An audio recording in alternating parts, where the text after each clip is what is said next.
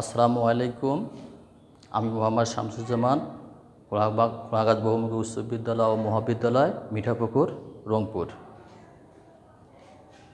আমি আজকে আলোচনা করব সপ্তম শ্রেণীর বাংলাদেশ ও বিশ্ব পরিচয়, পঞ্চম অধ্যায় বাংলাদেশ ও বাংলাদেশের নাগরিক সম্পর্কে।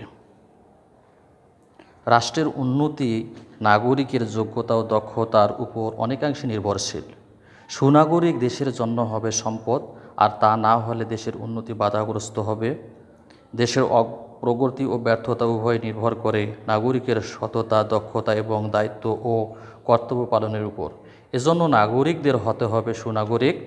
বর্তমান অধ্যায়ে সুনাগরিকের প্রয়োজনীয় গুণাবলী, এর প্রতিবন্ধকতা, গুরুত্ব ইত্যাদি দিক সম্পর্কে আমরা জানব।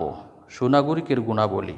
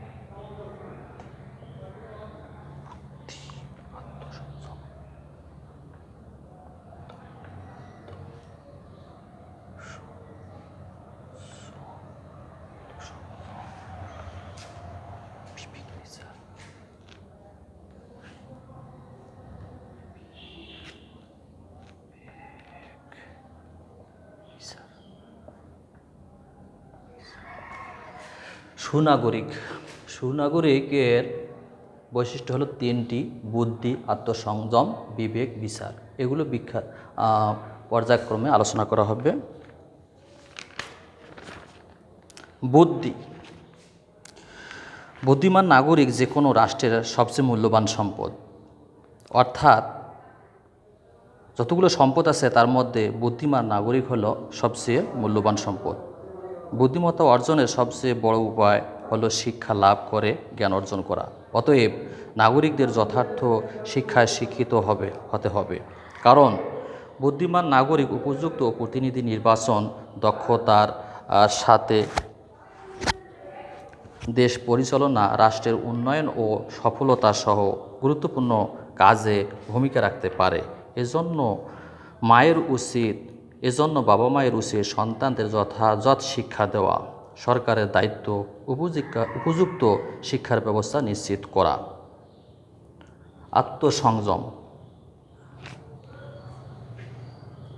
আত্মসংযম। সুনাগরিককে আত্মসংযমী হতে হবে।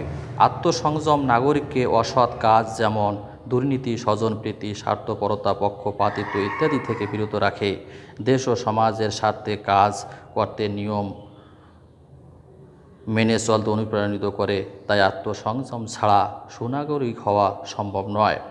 আত্মসংযমী নাগরিক নিয়ম কানুন মেনে চলে, অন্যের মতামতকে শ্রদ্ধা করে, দেশের স্বার্থকে নিজের স্বার্থের চেয়ে বেশি গুরুত্ব দেয়, অন্যায় কাজ ও দলীয় স্বার্থপরতা থেকে বিরত থাকে এবং রাষ্ট্রের সার্বিক মঙ্গলের জন্য কাজ করে। সুনাগরিকের এ সকল কর্মকাণ্ড রাষ্ট্রের অগ্রগতির জন্য সহায়ক। বিবেক বিচার।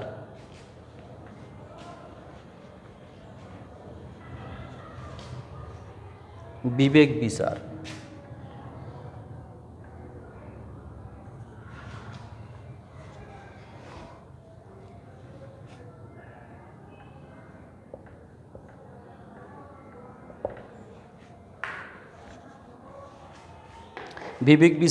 বিবেক বিচার বলতে বোঝায় ভালো মন্দের জ্ঞান, দায়িত্ব কর্তব্যের জ্ঞান।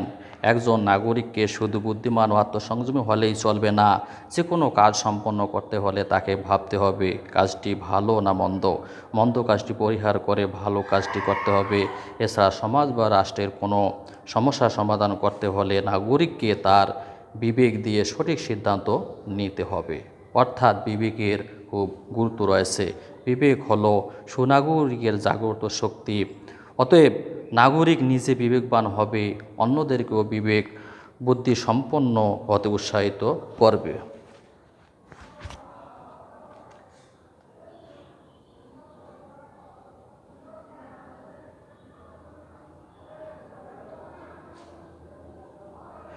যেমন সুনাগরিককে দেশের শাসন ব্যবস্থা সম্পর্কে জানতে হবে, অন্যায়ের প্রতিবাদ করার মতো মনোভাব থাকতে হবে, আইন শৃঙ্খলা মানতে হবে, আত্মবিশ্বাসী ও দৃঢ় মনোভাবের অধিকারী হতে হবে এবং দেশের স্বার্থকে বড় করে দেখতে হবে। এতক্ষণ আমরা সুনাগরিকের গুণাবলী জানলাম। সুনাগরিককে দেশের মূল্যবান সম্পদ, উপযুক্ত সার, মাটি এবং পরিচর্যা ছাড়া যেমন গাছ ভালোভাবে বাড়তে পারে না, তেমনি নাগরিকের মধ্যে এসব গুণের অভাব হলে দেশ ভালোভাবে চলতে পারে না। অতএব আমাদের ভবিষ্যৎ নাগরিকদের অবশ্যই এ গুণগুলো অর্জন করতে হবে। তাহলেই আমরা আমাদের প্রিয় মাতৃভূমিকে বিশ্বের বুকে একটি উন্নত ও সমৃদ্ধশালী দেশ হিসাবে প্রতিষ্ঠা করতে সক্ষম হব। বাংলাদেশের সুনাগরিকতার প্রতিবন্ধকতা।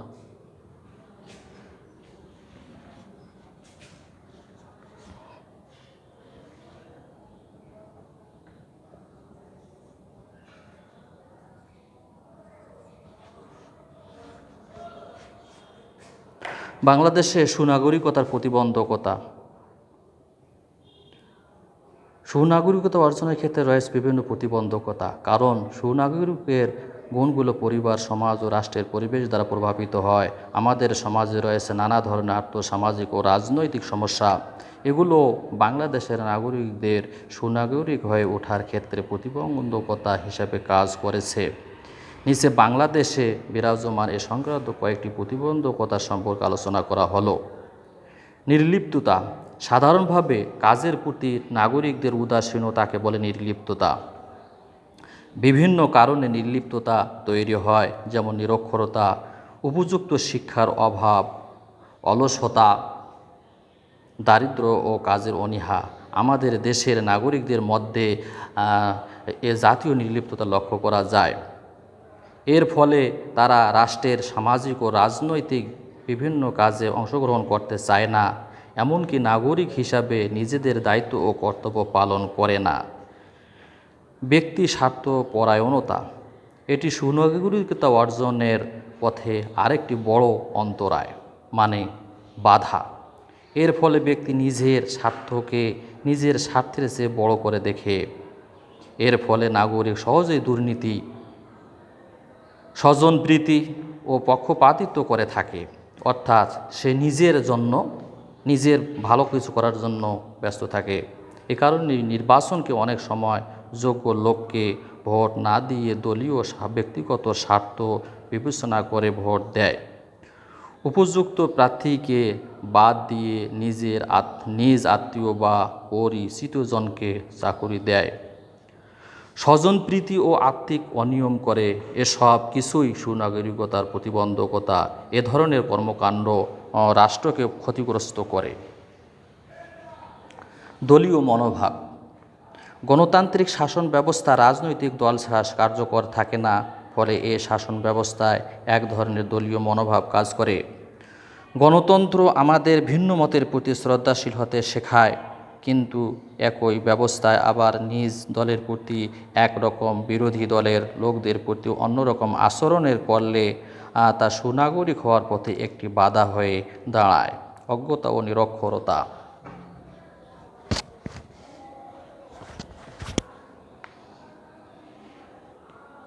অজ্ঞ ও নিরক্ষর লোক অনেক কিছু জানতে ও বুঝতে পারে না।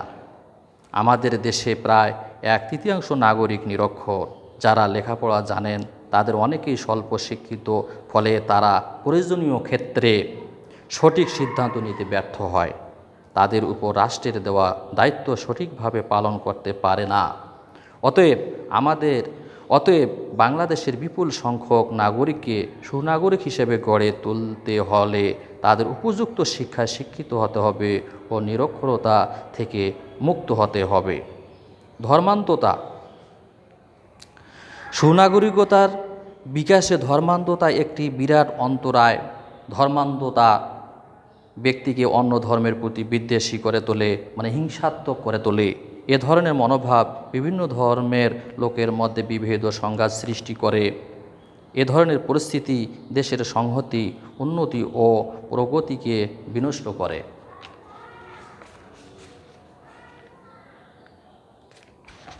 দাম্ভিকতা এটি একটি নেতিবাচক চারিত্রিক বৈশিষ্ট্য। এর ফলে ব্যক্তি নিজেকে অন্যের চেয়ে বড় করে দেখে অন্যের মতামতকে গুরুত্ব দেয় না, নিজের মতামত অন্যের উপর চাপিয়ে দিতে চায়। এ ধরনের মানসিকতা সুনাগরিকতার পথে একটি বিরাট বাধা। সাম্প্রদায়িকতা একটি সংখ্যাগরিষ্ঠ ধর্মের আধিপত্য থেকে সাম্প্রদায়িকতার মনোভাব তৈরি হয়। সংখ্যালঘিষ্ঠ লোকদের মধ্যেও এ মনোভাব তৈরি হতে পারে যদি তারা তাদের ধর্মকে অন্যান্য ধর্মের চেয়ে একমাত্র সত্য হিসেবে বিশ্বাস করে। ফলে দেশের বিভিন্ন সম্প্রদায়ের মধ্যে বিভেদ ও অশান্তি বিরাজ করে। অর্থনৈতিক অনগ্রসরতা। বাংলাদেশ একটি উন্নয়নশীল দেশ। দেশের 50% লোক দারিদ্র্য সীমার নিচে বসবাস করে। দারিদ্র্যের কারণে আমাদের দেশে প্রায় 1/3 লোক লিখতে পড়তে পারে না। ফলে তাদের বুদ্ধিমত্তার যথাযথ বিকাশ হয় না, তাদের বিবেকও সঠিকভাবে কাজ করে না, যা সুনাগরিকতা অর্জনের জন্য একটি অন্যতম বাধা।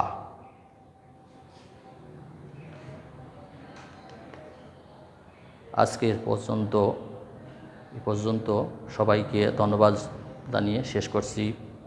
আল্লাহ হাফিজ।